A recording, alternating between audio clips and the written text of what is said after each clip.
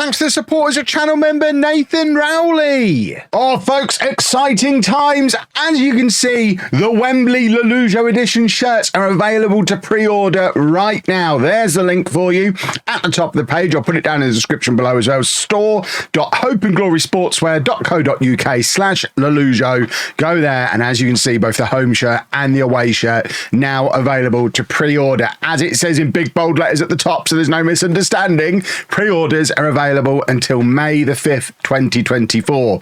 That will almost certainly be the only time these are available to buy, unless they go absolutely bananas and we decide to do a second run, but there's absolutely no guarantee of that.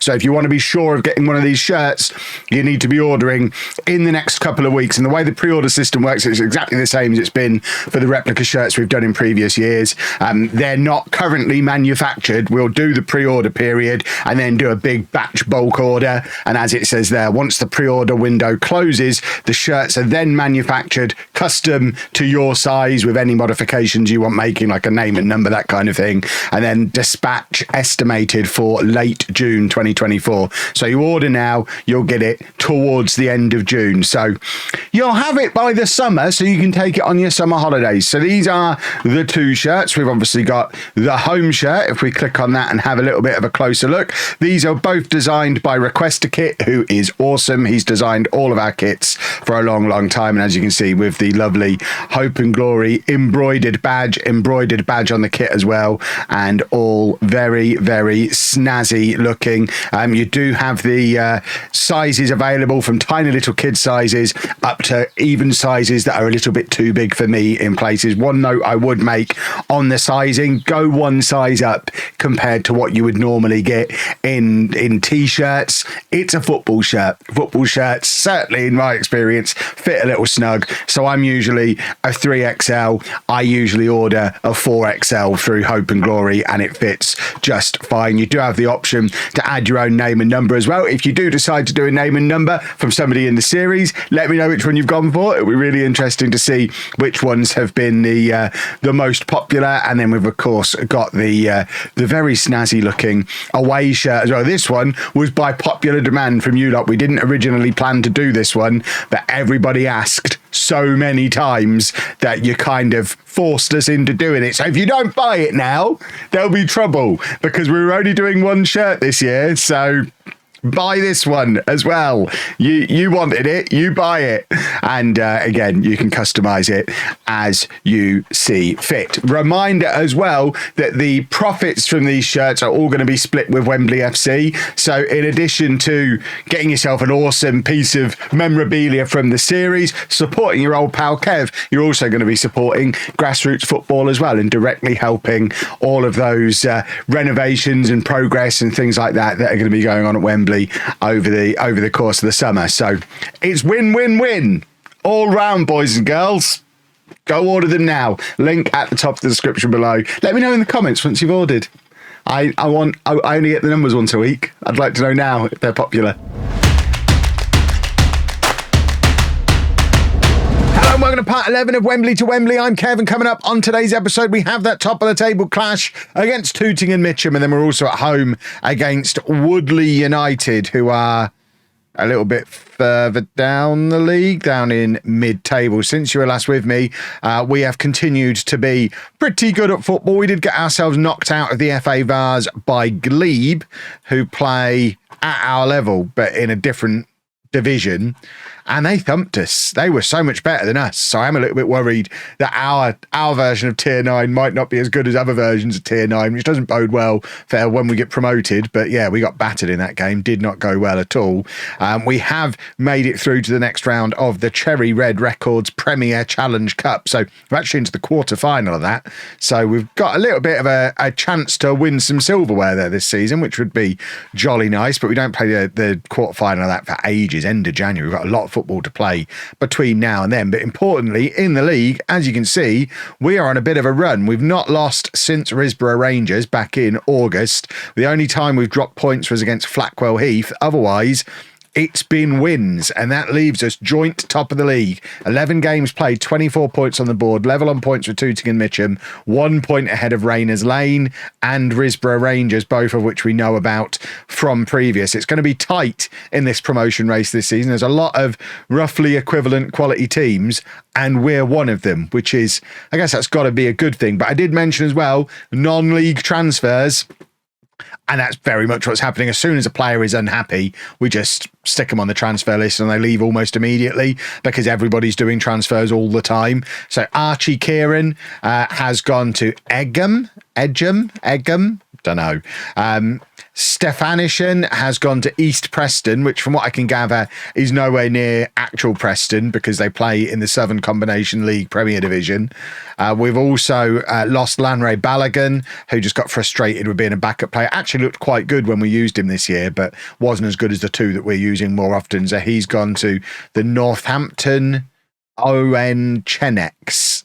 The Chens. I don't know what the ON stands for. Oh, hold on. Did we see it there? The Old Northamptonians Sports Ground. So I guess it's the Northampton Old Northamptonians. Northampton's such a weird place. Goodness me. This is what you get when you're obsessed with shoes. And then Mark Johnston, the right-footed left-back who came in towards the end of last season, he's gone to Huntingdon Town, up near my neck of the woods. I used to work in Huntingdon, and yeah, he's gone to play for those. And then to balance that out, we've brought in just the one player so far, Michael Wilson. He is a bit of a steal because we've nicked him from Risborough Rangers. So the advantage of players not being under contract, Risborough Rangers, who of course had a moment of being top of the league earlier in the year, we've just been able to take their starting defensive midfielder off of them. So Michael Wilson comes in to the squad. We are a little small, having lost 4 and only brought 1 in, but obviously we do have a lot of young players to fill the squad in if need be. Remy Dallison could very easily be moved up to the first team squad, and we've got room to sign more players as and when we decide that we need them. But at the moment, things are going pretty well. I don't really want to rock the boat. Team cohesion's still only average as it is, which is what it's going to be at this level because so many players coming in and out of the club. What I don't want to do is upset Dom Pearce. So we probably need to start him a little bit more often. Likewise, Canerva, who's not really played at all this season, but came into the team for the cup game we've just played and got a hat-trick. So just reminding me that he exists. So we might have to force Pearce and Canerva some game time. So Pearce starts today. Canerva is going to be off the bench. So it's Dylan in goal, a back four of Chatting, Cornish, Edwards and Gray, Worry and Newboy Wilson in midfield, Russ Eddy and Dom Pearce together behind the front two. In the front two is Ward and McNichol. Is that team good enough to beat Tooting Mitcham? How can we possibly know if we don't even know where Tooting Mitcham is? So importantly, it is within the M25 in our comfort area. We're up here somewhere and Tooting Mitcham is down here somewhere. Having recently driven from Bromley to Wembley and it taking nearly 2 hours, I don't believe there's anything like a short trip when you're travelling through the middle of London, but I imagine it's not too far away from us. If we zoom in and have a look at the Tooting Mitcham Community Sports Club, which is, I tell you what, looks fancy from above, doesn't it? I mean, that is a community sports club. You've got 3 pitches. You've got actual buildings surrounding the stadium. And I think this is worthy of calling a stadium. We're going to go all the way out here and work our way down this road because I think this is fancy. So they do everything. They do boxing and lacrosse. Tooting Mitcham Football Club. So then we can come in here and I think we can come all the way up this road. So that's, I guess, a training pitch there. But we can come all the way up here through the car park. Car parks and buildings. Look at this. Excuse me, Tooting Mitcham. I have to ask, who the hell you think you are in Tier 9? I mean, this is better than Peterborough Sports in the National League North. This looks like a legitimate football stadium. I don't really understand what I'm seeing. Were this lot previously at a much higher level? They've got a sports bar. They've got a coffee table in the car park. They like kink, apparently. Fair enough. Can we get around this side and have a look? A look at the pitch. It looks like they're doing some building work. We can't actually see the pitch. I need to find out more about why they've got such a good ground. Having scanned through the Wikipedia page, there's no obvious explanation for it. It's a 3,500 capacity, 612 seats. This is a really good ground. But they're not like former conference or anything. They've always been in and around this level, maybe bumping up a level, dropping down a level. They've had a couple of decent FA Cup runs over the years, made it to the first round of the FA Cup back in 2010. None of this really, I made it to the fourth round in the 70s. I mean, in the 70s, they had a lovely time in the FA Cup. They've done 2 first rounds, a second round, and a fourth round back in the 70s. Were they good then? Do we know what league they were in then? No, I don't understand. No idea why Tooting Mitcham play in the fanciest ground in non-league. But it does make a trip there a little bit intimidating for us. So let's get our team submitted and hope that we don't get overawed by the occasion. I mean, you saw the amount of chairs they had just casually lying around in the car park. Chairs mean wealth, and Tooting clearly have got a few quid.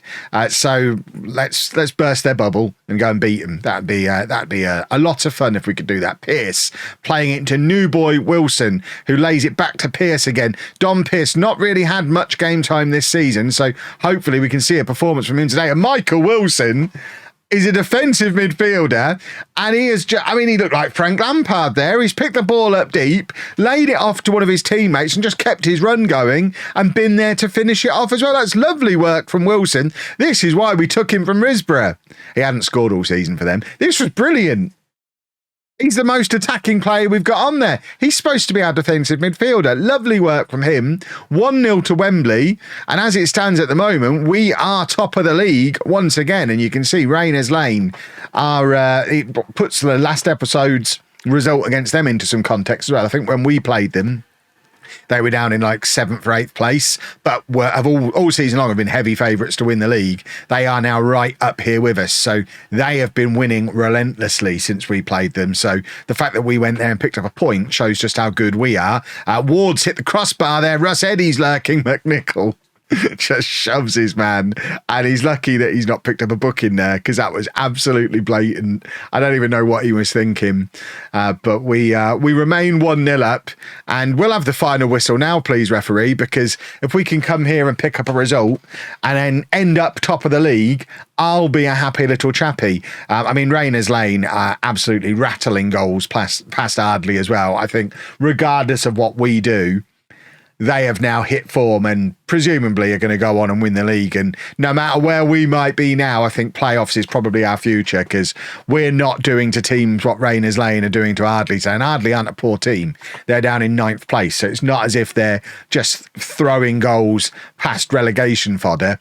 It's a decent team, and Rayners Lane are absolutely battering them. But to be fair, we're doing really well here against Tooting Mitcham. I'd feel a lot more comfortable if we could grab ourselves a second goal. But looking at the match stats, we're ahead for everything. We're doing very well. But with Dylan in goal, I'm never completely confident that the job is done, even when we're 2 or 3-0 up. So a second goal would be quite to the comfort. We're going to bring on Canerva, who, as we saw, or I saw, in the cup game that we've just played, is in some good goal-scoring form currently. We'll also do a little bit of shuffling around in defence as well. But if Canerva can take his hat-trick from the cup and grab us a second goal in this game, he's going to really start to put some pressure on McNichol and Ward as the starting striker. Because obviously he played a lot of games for us last year and did look good at times. Had his moments where he definitely didn't, but at times looked very good last year. So, in fact, I'm just going to swap those two around. I usually play them the other way around when we've got one at right back. So I would love for Canerva to force his way back in the team. Sean Martin is now fit again, and he's back on the bench as well. So I want the 4 pillars in the team. I mean, Antwi's a little further away than the other 3, but at the moment, none of them are really nailed on starters. And the one youngster who does get in the team all the time is Russ Eddy, who, again, has had a bit of a quiet game today. We've had that weird month that we had last season as well, where we barely played any football for a month. So I think I talked in the last episode about giving Russ Eddy a rest. I didn't really, but he's had a long rest, but still seems to be struggling now. So that's a huge miss from Ward. He's got to do better than that. It was good work from Canerva, but that's really wasteful from Ward. If we go and concede now, this is all on Ward, because he should have scored there. Canerva set that up for him on a plate. But we've got a matter of seconds left before the final whistle goes, and it's just enough time to give the ball away and probably give a goal away. He was going to say, if we didn't give a goal away, we're too good. Dylan intimidated him into shooting over. 1-0 works for me. I am starting to wonder at what point Russ Eddy comes out of the team.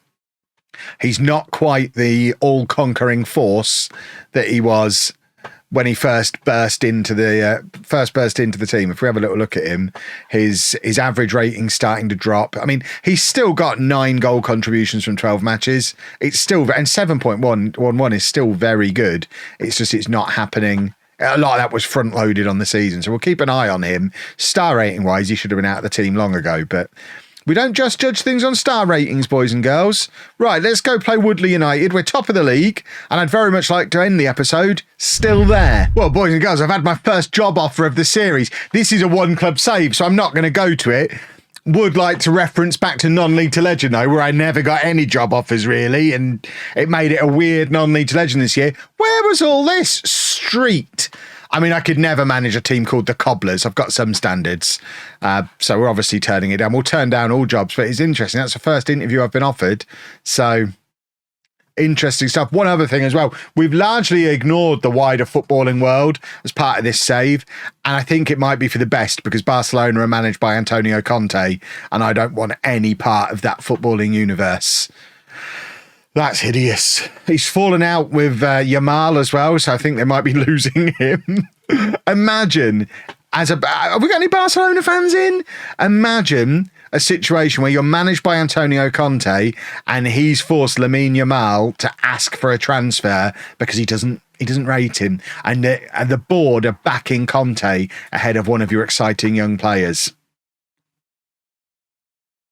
Poor old Barcelona, eh? Right, the non-league revolving door of footballers continues. We've signed a new player. Jay Hards is an attacking midfielder who can also play pretty much anywhere else in some kind of attacking position. He's come in from Whitstable Town, where he's played 10 games and got 3 assists so far this season. They play at our level, just in one of the parallel leagues, and are also pushing for promotion. Same league that Glebe are in, and Glebe smashed us. So he was a regular for them, and they're basically as good as Glebe. That suggests he's quite good.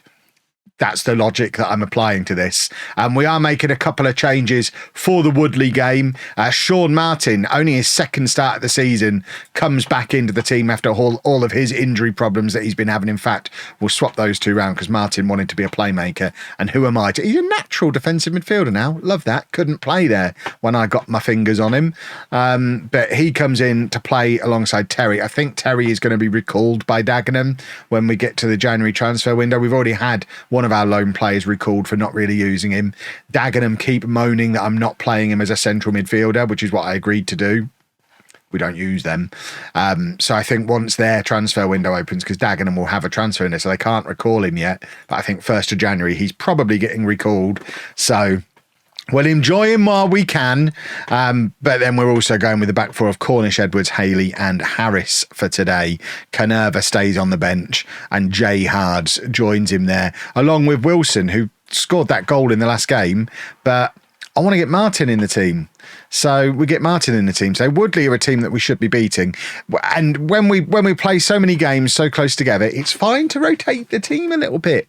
We like to rotate the team and keep everybody happy.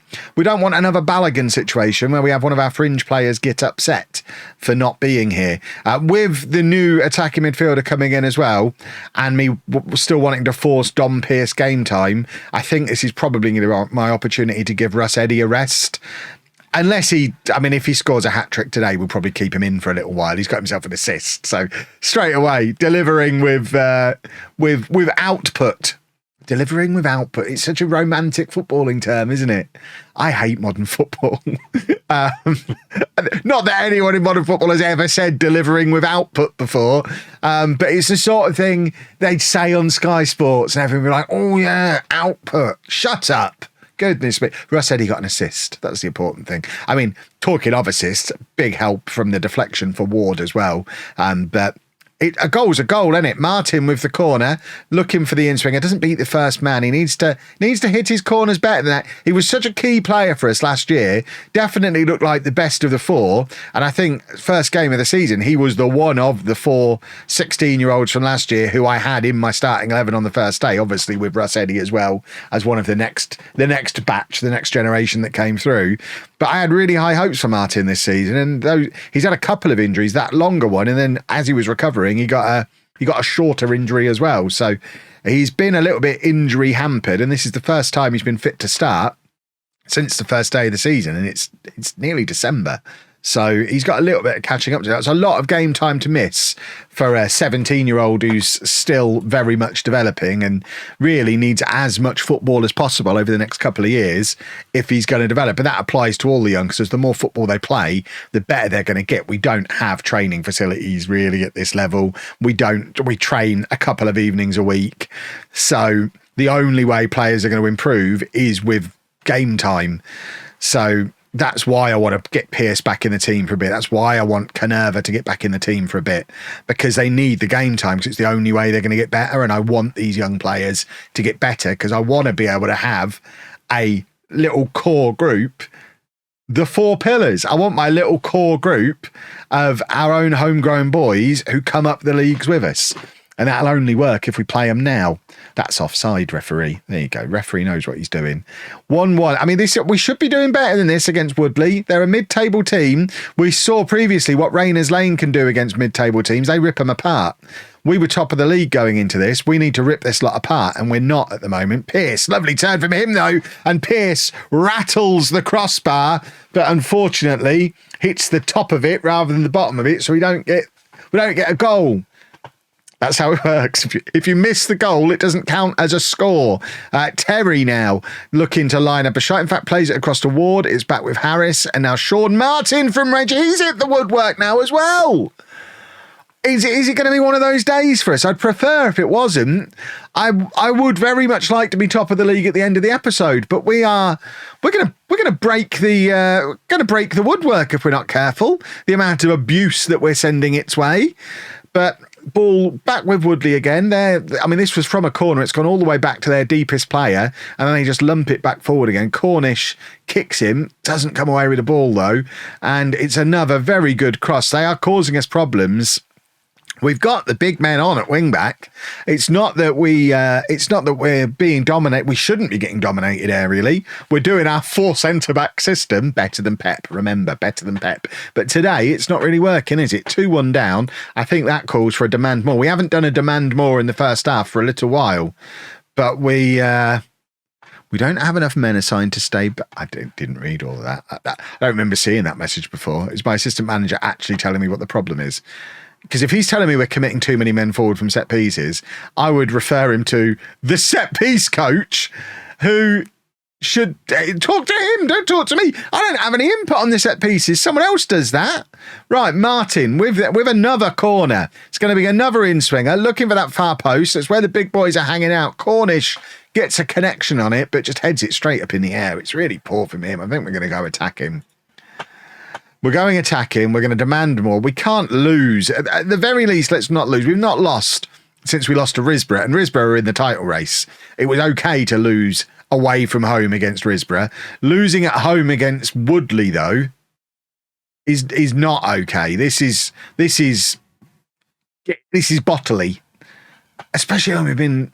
I mean, I was going to say we've been the better team. We haven't really been the better team, but we've been good. We should beat them.